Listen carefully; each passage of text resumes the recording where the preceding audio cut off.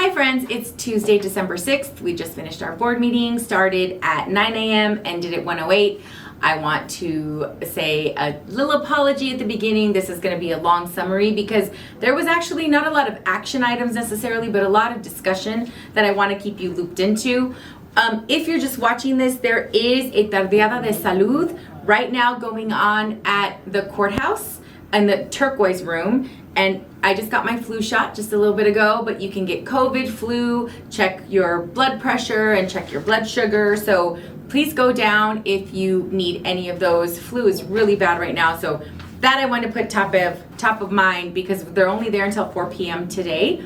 But if you miss that opportunity, go to pima.gov/flu and it'll list all the other locations that you can go and just walk up and get your flu shot.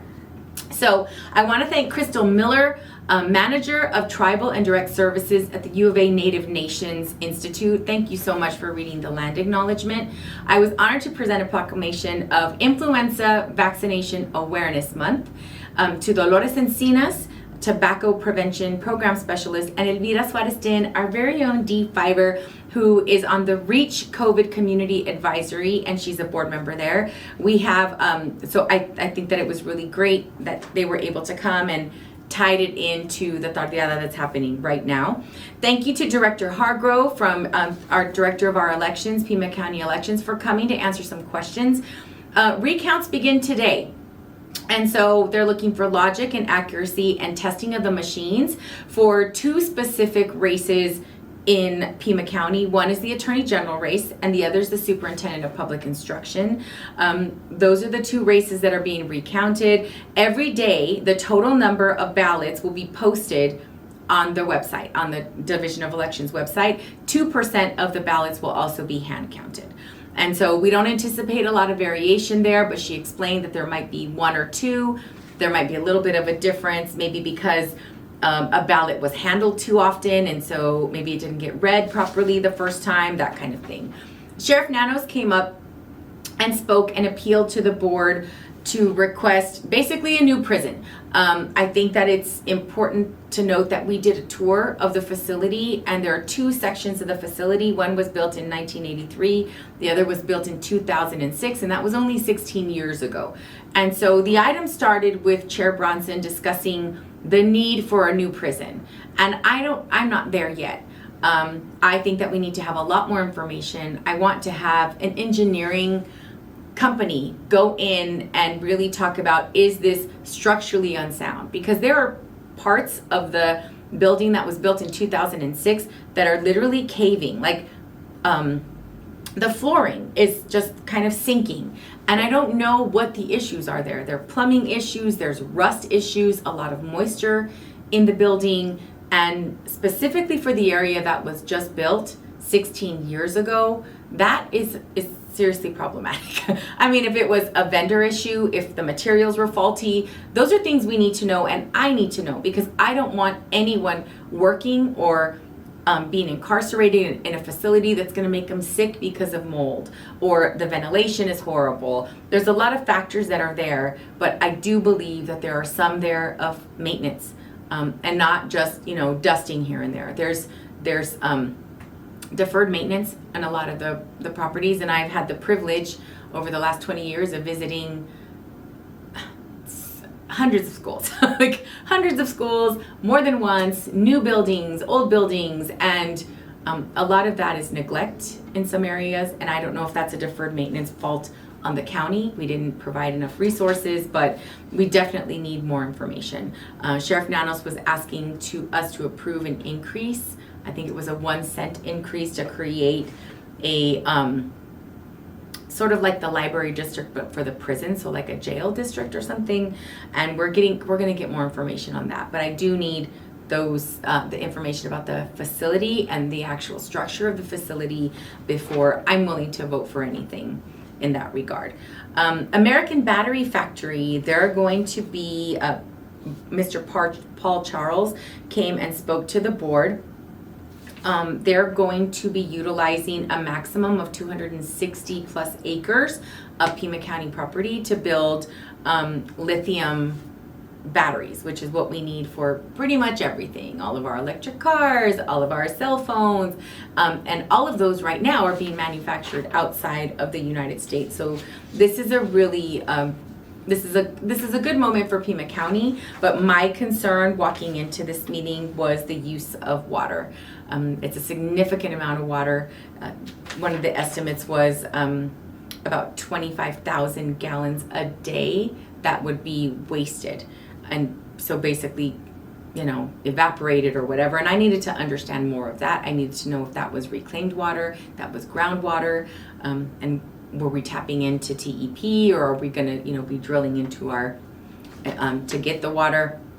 And so I was told that we would be utilizing TEP, that there would be the opportunity to use reclaimed water and recycled water, which I think is great. And all of those are good options. The plus for me is that if this is a green opportunity for us to be able to do some of these things and not pollute our environment, but give us the opportunity to have access to this critical technology that we need pretty much to function and to expand our expand into electric vehicles. And if we have manufacturing opportunity right here in Pima County, maybe that means for us that we get to get some electric vehicles a little faster maybe than some areas, and I think that would be wonderful. But it means 300 jobs in the short run in phase 1. That's up to 24 months, and then phase 2 is 600 jobs. So in all total, it'll be about 1,000 new jobs in Pima County, and those jobs will pay about $65,000 or more. So that's a really good boost for our economy and good for our community. And I still continue to have concerns about groundwater, but Mr. Charles assured me that we would be able to go and do tours and do whatever testing, whatever kind of environmental impact studies that are necessary for us. And he seemed really open to that. So I was glad to see that. We are going to have to repost for the constable in Justice Precinct 1. That appointment was, we were unable to vote for it because the 2 candidates did not live in Justice Precinct 1. And so if any of you know of anyone who lives in that precinct, are Republican, because you have to replace the person that left the position, which was a Republican, please encourage them to apply. We need qualified people to apply, and until we can go to the state and have some state laws changed, this is the process that we're going to continue to have to fulfill.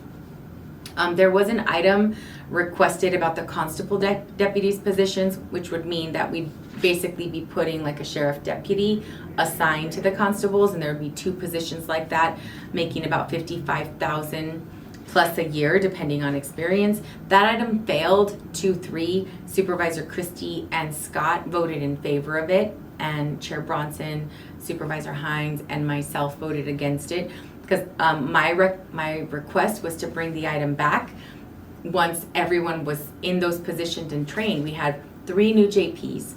We have 2 new constables going in after the election, and right now they're not even sworn in yet. And so I would like to see, with the full complement of staffing, with everyone fully trained, what that looks like for the impacts to the constables before I'm willing to support increasing staffing.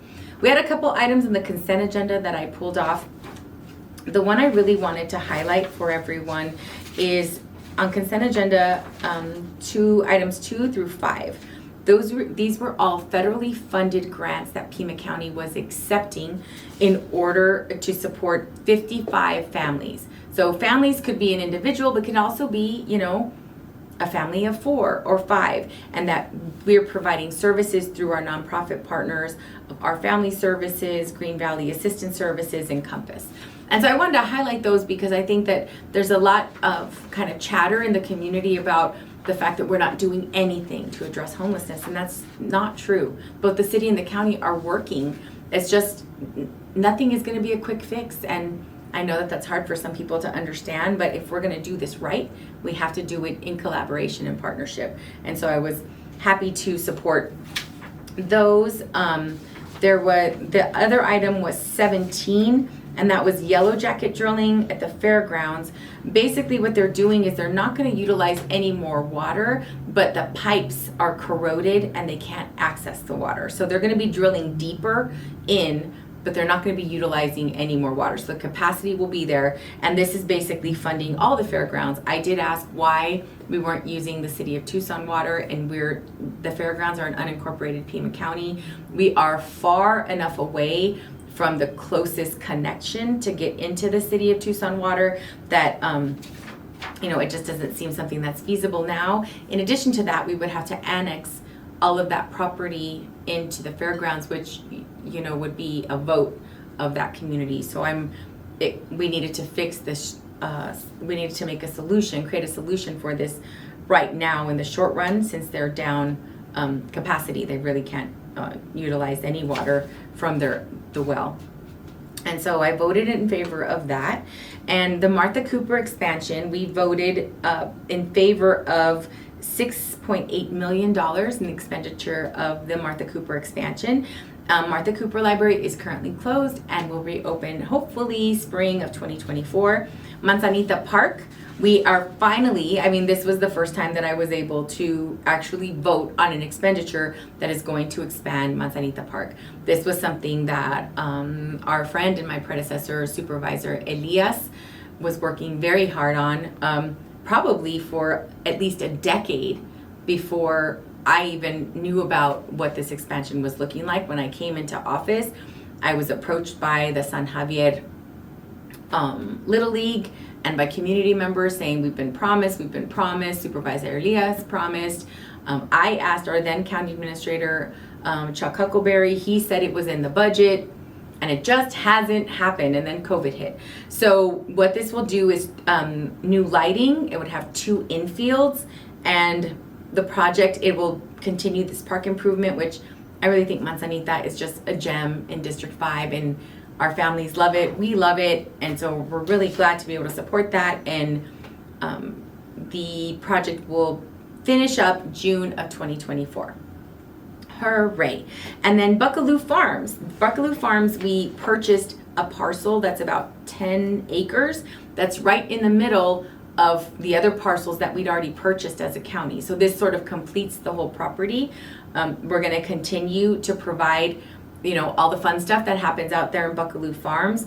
But what this means is that we won't run the risk of losing access to our other properties, because the current owners of the Buckalew Farms are deciding to sell the property. And so if we didn't buy it, then we could have an issue of accessing our other county properties, because right now we access through this 10 acre parcel. So this will be for ranch and farm conservation, and this is part of the $2 million that was set aside for purchasing of open space and conservation efforts that was that our office pushed for. And so the expenditure is going to be $694,000, and we're looking forward to, in this fiscal year before June 30th, for all of those funds to be expended.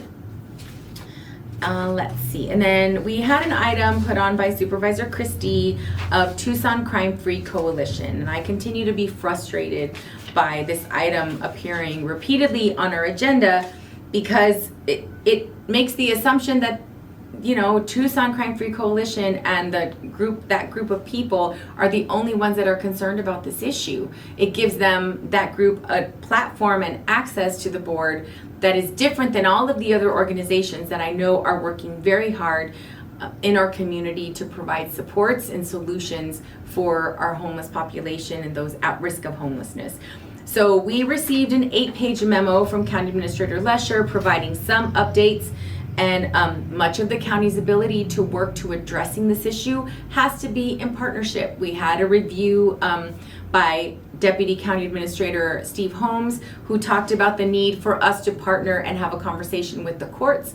The courts are really critical in this piece, because they're the ones that are deciding who is going to be arrested or sent to different programs in our community. So right now, Pima County is talking about having a detox center, which would be wonderful. But if someone needs those services, whether they're homeless or not, but if someone needs those services and commits a misdemeanor kind of crime in the city, they could be in and out of our system in 8 hours. So how are we supposed to compel people to get the help that they could really greatly benefit from if we don't have cooperation from the courts.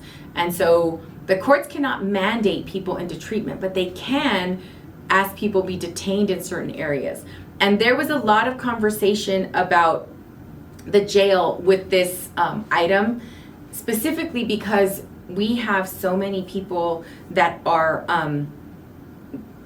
in jail right now that really just need treatment. And there were 3 pods, an overflow pod and 2 additional pods of people that were going through detox in the county jail. And I think that if we were to create another environment for them that was much more supportive of treatment and less about jail, then we might have greater success for a lot of those people that need that support. And the other thing is, we're going to do a graphic on this, but there was an increase in medical and dental insurance for county employees. And I know that that is a hard one. That was a hard one for me to vote on. But, you know, the county is self-insured. And what that means is every time that there's an increase in utilization and an increase in rates everywhere, we have to accommodate for that. And like most large organizations, Pima County's workforce is aging. And so, you know, we tend to, as older people, do surgeries and maybe not do well checks as much as like regular checks for a lot of other conditions that require you to visit the doctor or maybe specialists more often. And so I just wanted to talk about the increase of medical rates, and we're going to do a graphic on this. The increase, for example, if you're an employee only, your employee portion is right now $47.25. It's going to go up to $51.72. So it's not a huge increase. It's like $4.47. Employee and spouse is $5.88.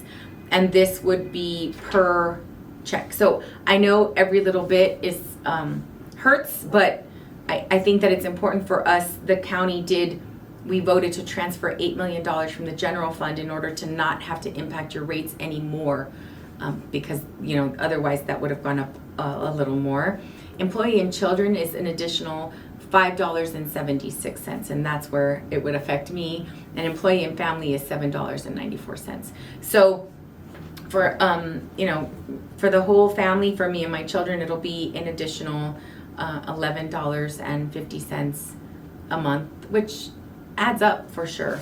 But I hope that you're getting the service and the security that you need from our healthcare plan here, because having worked in a nonprofit, I'm very impressed with the healthcare that were provided here at Pima County. The self-funded dental rates, the change is a lot less. So for an employee only, it's 16 cents difference, and employee and family, it's 37 cents difference per pay period. So for me, it'll be under $1 since I cover my entire family there. And then the fully insured dental rates, that's the county portion and employee portion. The difference is going to be about the same. I mean, there actually isn't any change. I apologize. There isn't any change if you're in the fully insured dental program with the county. Okay, so the other thing that is happening is that we are going to continue as a county to pay into the HSA contributions, and that's really important. I know that that's been incredibly beneficial to my family. We're totally fully insured dental premiums, that's all covered, and I think that we're going to continue the county's going to continue to offer up to $35 per pay period to participate in the healthy lifestyle points discount program. And so if you're doing that, then none of these rates will impact you in a negative way. So I hope that we're able to utilize those. I don't utilize those as much as I should. I only do the tobacco one, so maybe we'll do a little chit chat about the importance of participating in those programs to keep those costs down for all of us. And the other thing is, there was a resolution brought forward by Supervisor Hines. It's the Pima County College Governing Board, a resolution calling on the Arizona Attorney General to investigate alleged violations of open meeting laws by members of the Pima Community College Governing Board. That item passed unanimously. I think that what it really said is, we're not trying to micromanage other boards. We have no authority over other boards, but because Pima Community College is such a a significant partner in Pima County in so many of our workforce development programs for the students at all of our K-12 schools. I mean, they're for adult students going back to get increased training or explore other career options. They're critical to what we do here in Pima County, and we have to make sure that the decisions that are being made that those board members are complying with open meeting law, and it's very clear from the documentation that we've been provided that that is not occurring. And so we're asking the Attorney General to look into that and sort of giving them a nudge from the Pima County Board of Supervisors. Our next board meeting is going to be December 20th. Today is my last board meeting as a TUSD board member, and so I'm leaving here and going straight to that meeting. So my dad bought me these really pretty flowers, and this was an award that I just was recently given by the Tucson Education Association for my public school advocate, and Metropolitan Education Commission for being a significant partner. So I'm just really grateful to the community for their continued support of me holding both of these elected positions. It has seriously been a life changer being a part of that TUSD board, and so I'll talk about that at the TUSD board meeting, but I just wanted to let you all know, thank you so much for all of your continued support of all of our public schools and Pima County. Stay safe, my friends. Bye-bye.